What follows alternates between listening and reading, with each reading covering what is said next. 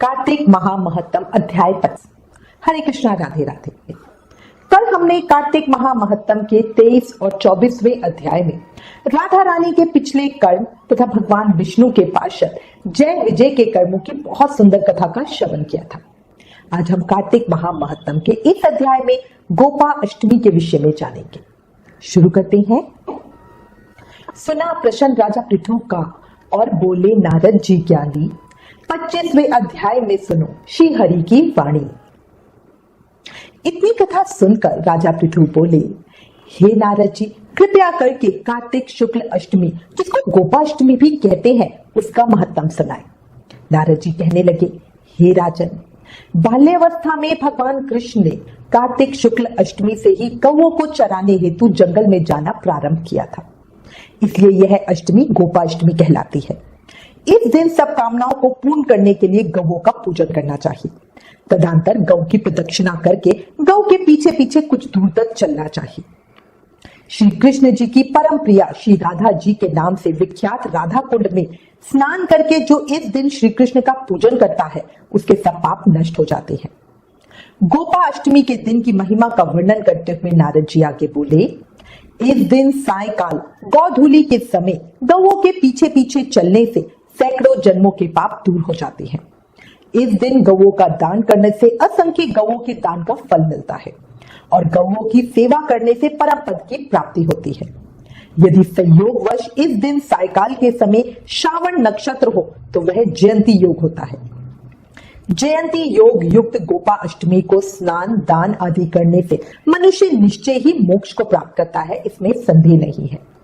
राजा पृथु ने आगे कहा, हे मुनिश्रेष्ठ, मैं व्रतों में उत्तम मासोपवास व्रत का वर्णन सुनना चाहता हूँ, साथ ही उसकी विधि एवं यथोचित फल को भी श्रवण करना चाहता हूँ, कृपया बताएं। नारद जी बोले, हे राजन, तुमने जो कुछ पूछा है वह सब मैं तुम्हें बताता हूँ।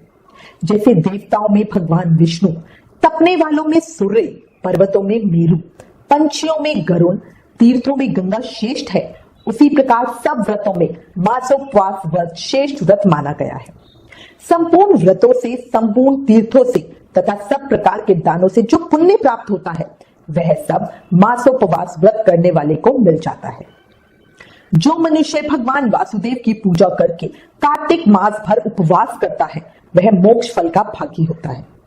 स्त्री, पुरुष, विधवा, जो कोई भी इस व्रत को करे, पूर्ण भक्ति के साथ इंद्रियों को काबू में रखते हुए दिन रात श्री विष्णु जी के नामों का कीर्तन करते रहे, भक्ति पूर्वक श्री विष्णु की स्तुति करें, झूठ ना बोले, संपूर्ण जीवों पर दया करें, अंतकरण की वृत्तियों को अशांत ना होने दें, हिंसा त्याग दे, सोए हो या बैठे श्री वासुदेव का कीर्तन करते रहे, फूल, माला, गंध, धूप, चंदन, वस्त्र, आभूषण और वाद आदि के द्वारा भगवान विष्णु को संतुष्ट करें, चंदन मिश्रित तीर्थ के जल से भक्ति पूर्वक भगवान को स्नान कराएं। इस प्रकार मासोपवास पूर्वक जनार्दन की पूजा करके ब्राह्मणों को भोजन कराने से मनुष्य विष्णु लोक में प्रतिष्ठित होता है।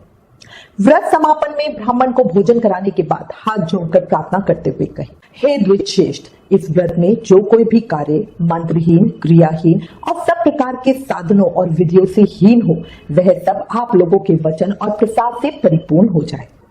यही हमारे कार्तिक महामहत्तम के अध्याय 25 का फेरा। कल कार्तिक महत्तम के अगले अध्याय को सुनेंगे।